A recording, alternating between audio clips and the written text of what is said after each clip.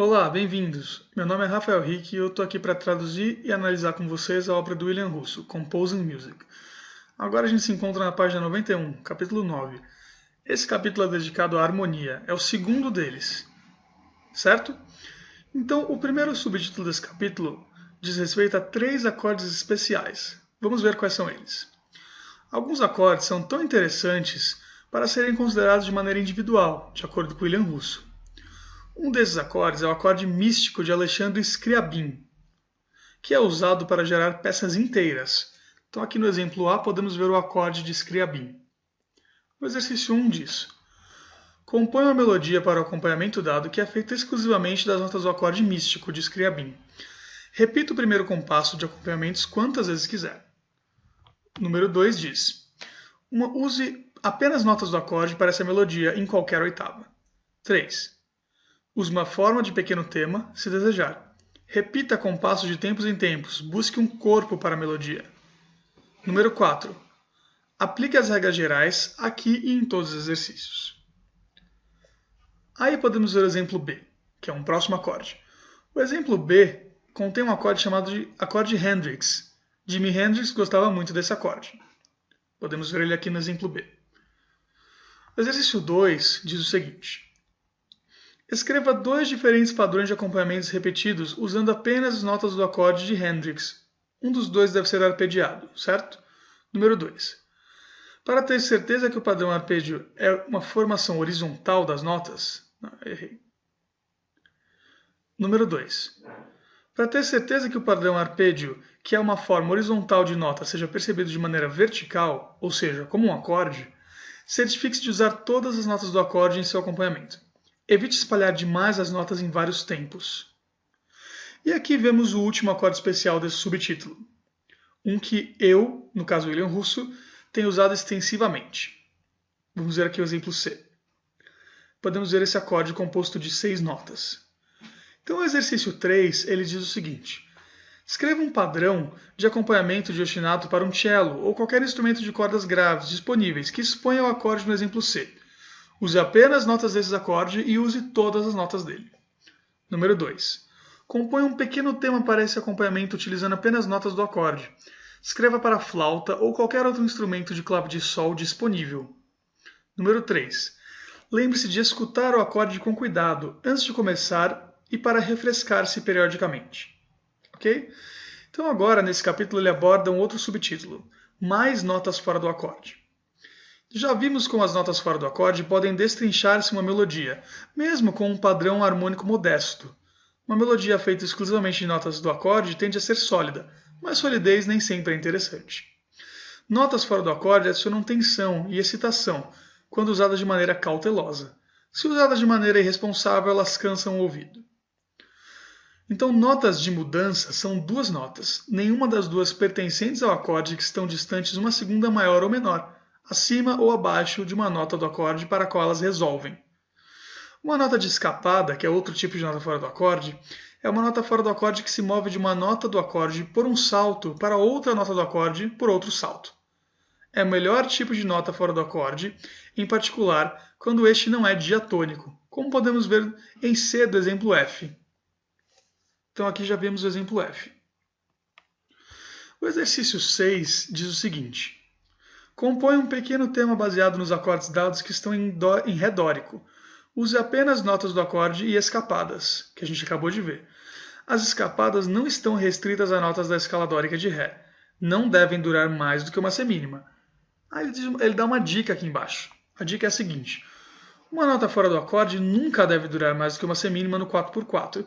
Isto se aplica especialmente para notas fora do acorde não diatônicas e para notas de mudança, escapadas e vizinhas reversas. Essas 3 últimas tendem a sujar a harmonia. Aqui podemos ver mais um subtítulo do capítulo: acordes diatônicos sem terça.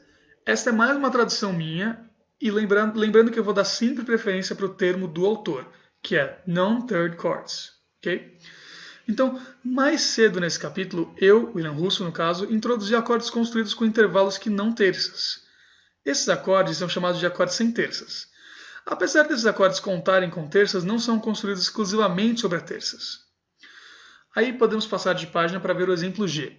que o exemplo G mostra?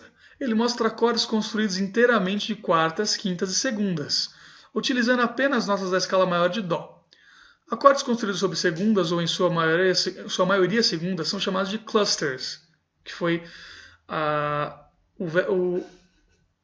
de novo. Acordes construídos sobre segundas ou em sua maioria segundas são chamados de clusters, que foi o termo que o autor resolveu usar. Para o português podemos traduzir isso como blocos, mas eu prefiro novamente continuar usando o termo do autor, então vou chamar eles de clusters. Toque esses clusters e perceba a sua singularidade. Então aqui o exemplo G mostra 3 clusters. Os acordes sem terça abaixo não são feitos somente de um intervalo, mas sim de uma variedade de intervalos, do exemplo H. Então podemos ver aqui cada acorde e cada intervalo demarcado. Primeiro, por exemplo, ele é feito de uma sétima menor, seguido por uma quarta perfeita e depois de uma segunda maior. Exercício 7. Vamos ver o que ele diz. Rotule os intervalos nesses acordes sem terça. Então tudo que você tem que fazer aqui é observar o salto do intervalo e rotular. Ok? E aí podemos passar para o exercício 8 finalmente. O 8 diz o seguinte. Utilizando apenas notas da escala maior de Dó, escreva vários acordes sem terça de 3 a 5 notas cada. Número 2. Rotule esses intervalos. Entre parênteses ele diz, lembre-se, você pode usar terças, mas não deve construir os acordes exclusivamente sobre terças. Número 3. Toque esses acordes lentamente várias vezes. Aí uma dica que ele dá. Alguns acordes parecem acordes sem terça, mas na realidade são tríades. Quando o acorde em A, do exemplo I, é redistribuído, ele é equivalente à tríade maior do exemplo B. Quando o acorde em C é redistribuído, ele se torna D, um acorde de 4 notas feito exclusivamente sobre terças. Então aí vamos observar o exemplo I e depois vamos partir para o exercício 9, que diz o seguinte.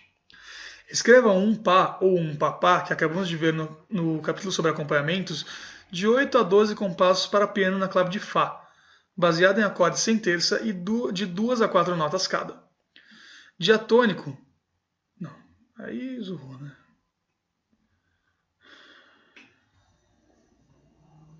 É uma vírgula aqui. Então podemos aí partir para o exercício 9. Número 1. Escreva um Papá ou um Pá, que acabamos de ver no capítulo sobre acompanhamentos, de 8 a 12 compassos para piano na clave de Fá, baseado em acordes sem terça, de 2 a 4 notas cada, diatônico, a escala maior de Dó. Comece e termine com o mesmo acorde. Okay? Número 2. Você usa um acorde para 1 ou 2 compassos. Então, só um acorde para 1 ou 2 compassos. Número 3. Você poderá ter que redistribuir os acordes para fazê-los fluírem de maneira mais suave e fácil de tocar. Tendo sempre em mente, vamos lembrar daquela história da mão direita. A gente sempre tem que tentar distribuir os acordes de maneira que a mão direita do piano não se mova demais e tenha que realizar saltos, o que dificulta a execução para o pianista. Certo? Vamos então para o exercício 10, que é o último desse subtítulo. Ele tem um parênteses aqui que já diz o seguinte. Faça o exercício 9 primeiro. Número 1. Na clave de Sol abaixo, componha uma melodia para o acompanhamento que você escreveu para o exercício 9, por isso que ele é fundamental. Use apenas notas do acorde. Use processos transformacionais e rotúlios. Número 2. Já que essa melodia é baseada no acompanhamento construído na escala maior de Dó, deve ser inteiramente feita na escala maior de Dó. E número 3, aplique as regras gerais aqui e em todos os exercícios. Agora vamos ler o último parágrafo desse subtítulo para passar para o próximo. Ele diz o seguinte. Outra técnica é construir um novo mundo harmônico de 3 ou 4 acordes sem terças diatônicas, para os quais você pode mover-se ou vir deles livremente, como podemos ver no exemplo J. Um acorde deve ser o acorde tônico e outros 1 ou 2 acordes devem trazê-lo de volta para a tônica. Toque esses 4 acordes em diferentes sequências e redistribua-os, adicionando formas oitavadas ocasionalmente a 1 ou 2 notas da posição do acorde.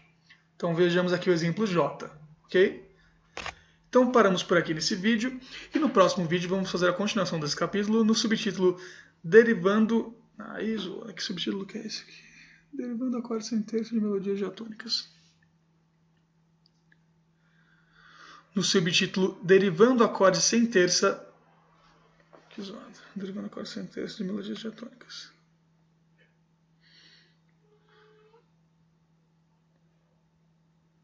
Do subtítulo Derivando acordes sem terça de melodias diatônicas. Obrigado, tchau, tchau.